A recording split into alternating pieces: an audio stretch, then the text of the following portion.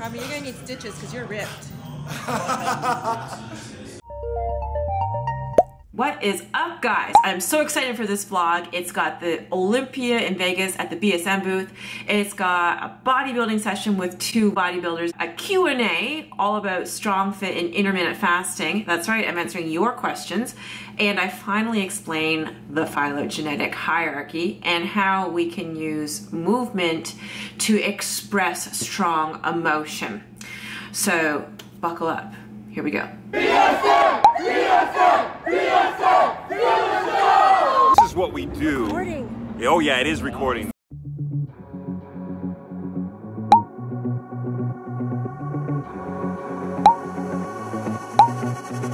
She's a doctor.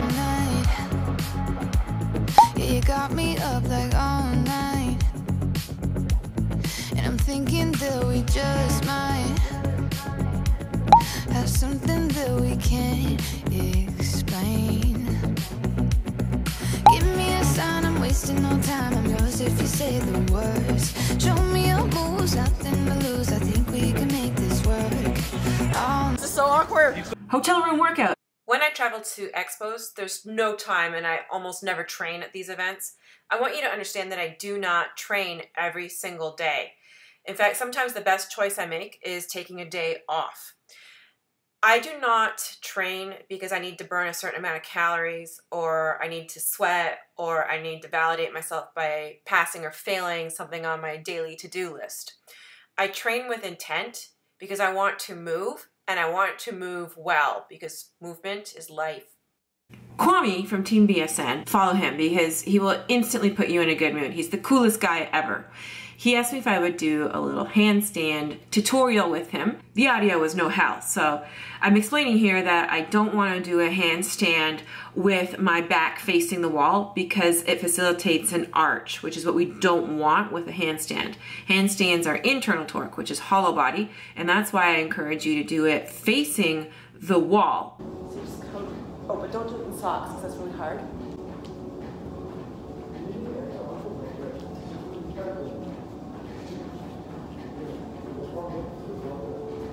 See the difference? Yeah.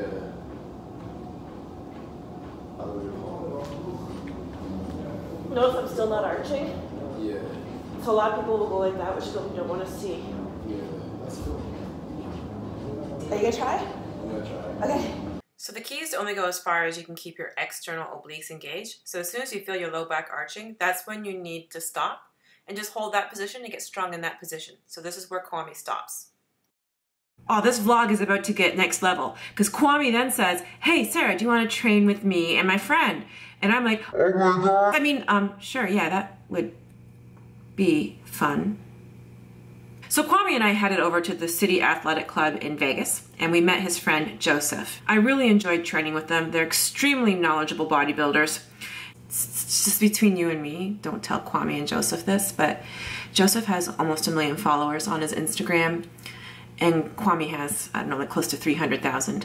And usually, you know, people in the industry who have that many followers, they wouldn't even give the time of day to somebody like me. These two gentlemen treated me with so much respect. They included me in everything that they were doing. And I really encourage you to follow these two gentlemen. You will learn a lot from them regarding bodybuilding.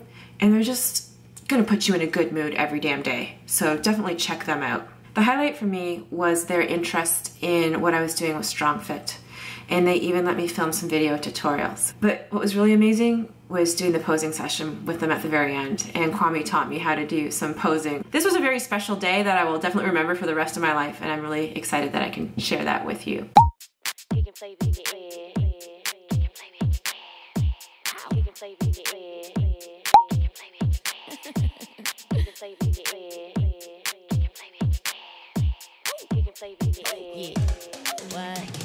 A few flavors, yeah, you know I got that. I'm dripping sauce, what you know about that? A sunray on the beasting, yeah, beasting off the Riesling, damn. So Carmen, you're gonna need stitches because you're ripped. Here I'm explaining to Joseph the difference between internal and external torque. I'm bummed that the audio wasn't very good because this tutorial was epic, so I'm going to give a quick recap for you. I was explaining to Joseph how we can use breathing to establish our mobility. First things first, mobility is your ability to generate tension in a muscle through range of motion. Now, you cannot inhale through your nose past your mobility. So that means when you stop inhaling through your nose, that's when you stop moving. So here I'm going to inhale through my nose. The moment I can no longer inhale anymore is the moment when my mobility ends. So watch. So that's when I stopped inhaling. Therefore, that's when I stopped moving. Now, if I were to move beyond that position, I'm no longer engaging the sternocostal head of the pec. So I'm no longer training what I was intending to train. My goal was to improve the mobility in the sternocostal head of my pec major. So this is really cool because now you can use breathing to create standards for your own movement.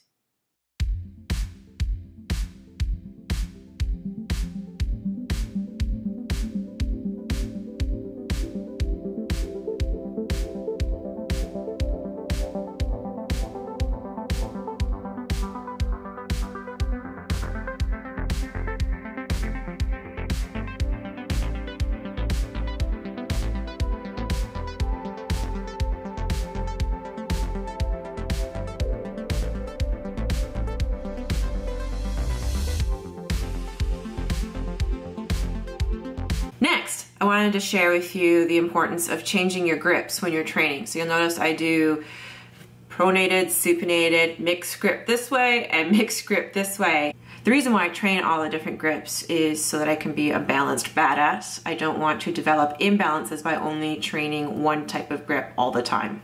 Important topic, ET activation. So activation of the external torque chain muscles. Why is this important? Well, I think it's a misconception that if you're doing an internal torque chain exercise, that therefore your ET chain is just snoozing. It actually does have a role. It's stabilizing you during the internal torque chain movement. So for me, I lack structure in the left lat and the left glute med. These are external torque chain muscles. They're actually smaller in size and I struggle to activate them. They're definitely weaker on that side. And this does indeed have an impact on what I'm doing in internal torque because these muscles need to stabilize me during the internal torque chain movements. Since I've started working on activating these delinquent ET muscles, I've noticed huge improvements in my gymnastics and pole fitness. So I think there's a lot of value in doing ET activation exercises. So I wanted to share with you some of the different ways I tackle this. And next time you're at the gym, give it a whirl. You can get creative with ET activation at the Globo Gym. So here I am in the lat pull down machine. Obviously I'm thinking about my lats, but I'm actually using the whole entire ET chain like a symphony, starting with the proprioceptors on the lateral, palmar, and plantar surfaces of my hands and feet respectively. And then the forepec, the lumbar erectors, the glutei med, the lat dorsi, the outer hams and quads. And I also do this in the hip abductor machine at the Globo Gym, firing off the entire chain again. And this one is pretty intense. And I really think about my delinquent muscles, notably the left glute med and left lat. And I think of pushing the left lat down into the glute med. This is a next level clamshell. It was pretty intense. You can see I'm using the booty band and the Pilates blade. And I also used these gizmos with the forepec opener, which is something I've been teaching to the Strength Academy members. I noticed that activating the glute meds has had a positive impact on my middle splits. It makes it a lot easier for me to slide into them and it's much more comfortable.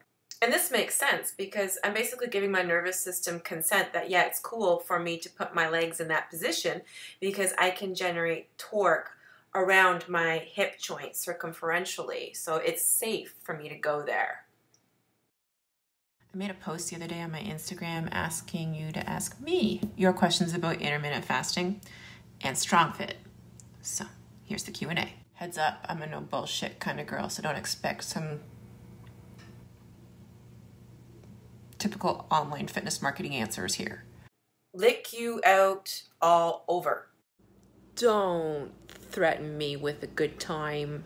Oh goodness, where to begin? How do I know when my exercising won't make me imbalanced? What do I do about my acid reflux issue? Will a 72-hour fast help me with my biome? Or will that not help until I eat completely clean? What is clean? Can I have fruit most days? Where do I start? I just want you to know I'm not judging you. I want you to understand I know you're here with me because you want to learn from my struggles and my mistakes. Your anxiety levels are palpable. And that's exactly why you don't know how to get started, because you're stuck. You've put yourself into a freeze state, and that explains your GI symptoms. It doesn't matter what diet and exercise program you do and what you do with your biome. As long as you're in the wrong state, it's going to preclude results. If you keep watching, I will show you how to use movement to get back into the right state, how to release stored emotional baggage. It's really quite fascinating. And learning about diet on the internet is overwhelming because there's just so much fuckery out there. In fact, it increases anxiety, which precludes results. I suggest you establish profound intent before you even embark on a diet, and follow as few dietary rules as possible, because the more rules you follow, the more anxiety you will have, which precludes results. I like your content about exercises for correcting muscle imbalances. I have issues in my core, back, and shoulders that I'm trying to correct. What are the best exercises for correcting poor posture? What are the best exercises for chronic upper and mid back pain? Obviously, I need to assess you, but I can tell you that if you're having pain, that's a sign that you're compensating with the wrong muscles.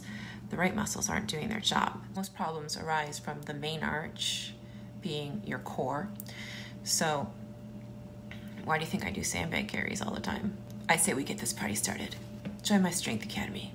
How do you find your intent? It seems pretty straightforward, but do you use specific questions or activities to determine it? Or do you think that now it's easier for you after being in this space for so long and struggling to find it or find the true intent? Thank you for what you do and what you share. Finding profound intent. I really think a lot of people have to hit rock bottom to establish that, and once you do, you can ditch your ego and get results. But without intent, you fuck up everything you do. It boils down to wanting what you need instead of needing what you want. Most people just want to lose as much weight as quickly as possible. And if they don't lose weight every day, therefore they are failing. I don't train to check off something on a daily to-do list so that I pass or fail. I train to fix all of the muscle imbalances that I created by moving like a moron for 40 years. I do it because I don't want to have pain, and I have enjoyed the benefits. I enjoy getting stronger. I train to better manage my stored emotional baggage so that I can experience well-being the majority of my waking hours and sleeping hours too. It helps me sleep better. You know what else really helped me improve my intent with training? Getting a sport. Pole fitness.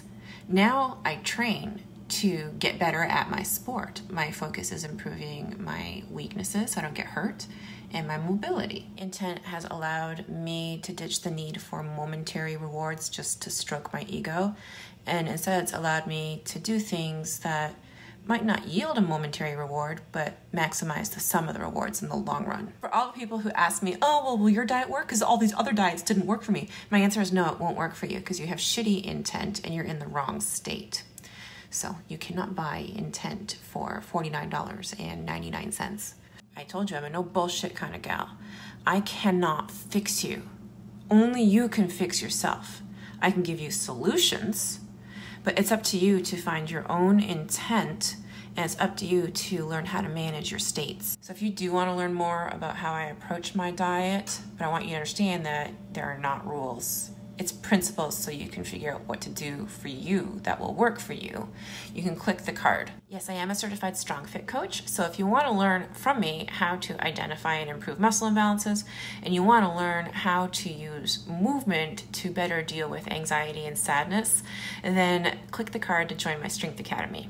We all have issues, and our emotional baggage gets stored in our body, so it can present as low back pain, which is typically a sign of frustration because you have a hard time expressing anger, or shoulder or hip pain. In the next video, I'm going to show you exactly how I use movement to emote. It's my choice to release my emotional baggage, and I find that using movement, I can gain clarity and express anger. The phylogenetic hierarchy. It looks like an ice cream cone. So let's look at the big ball of ice cream. So you can see there are 4 sections in the ice cream, and these represent the 4 states of the nervous system. Number 1 being flow, 2 being fight, 3 being flight, and 4 being freeze. The hierarchy means that we start with the most evolved nervous system first. So number 1, the flow state, the parasympathetic nervous system, ventral vagus nerve. When that fails, we switch to number 2, the sympathetic nervous system, fight. When that fails, we switch to sympathetic nervous system, flight, number 3. And when that fails, we switch to the free state, number 4, the parasympathetic nervous system, dorsal vagus nerve. This is the least evolved system and therefore the last to be used. Why do we even care about this? Well, because this is how your body reacts to challenges. It's basically how your body makes a decision, and it's based on the evolution of the autonomic nervous system. Let's look at the cone part of the ice cream cone. You'll notice anxiety on one side, sadness on the other. Now, anxiety and sadness are feelings. They're not emotions. They're actually drivers. Anxiety is a driver to find external torque. So it's to prepare you to get ready for action. So if you're anxious, that's a sign that you're not going sympathetic enough. You're spending way too much time in the parasympathetic. So that means you need to go sympathetic by taking action and releasing emotion, such as expressing anger and frustration. And that's something that I like to do with sandbag tosses. Sadness is a driver to find internal torque. It drives you to get things organized, to find a better why, to find order, to gain clarity. You'll notice in the next video that I decided to go for a run in order to find IT. And that's what worked for me. You need to follow your intuition. The goal is to express emotions. So that means picking exercises that will allow you to do just that. This was a difficult day for me, and I needed to express my emotions. It was the 1-year anniversary of my father's death. I needed to go for a run to find clarity, and then I needed to toss those sandbags to express my frustration. Losing a parent is a pain that never goes away, but at least this prevents me from storing emotions in my body. Alright, thanks for watching this vlog all the way to the very end. I appreciate your time and attention, and I also appreciate the questions that you submitted to me for this vlog. Remember, these vlogs are indeed for you, so post your questions in the comments below. Don't forget, the next vlog coming out is going to be the Intro to StrongFit Toronto workshop. I'm really excited about that, and you can meet all the different girls who are doing my Strength Academy program. Yes. Okay, thanks for subscribing, and until next time.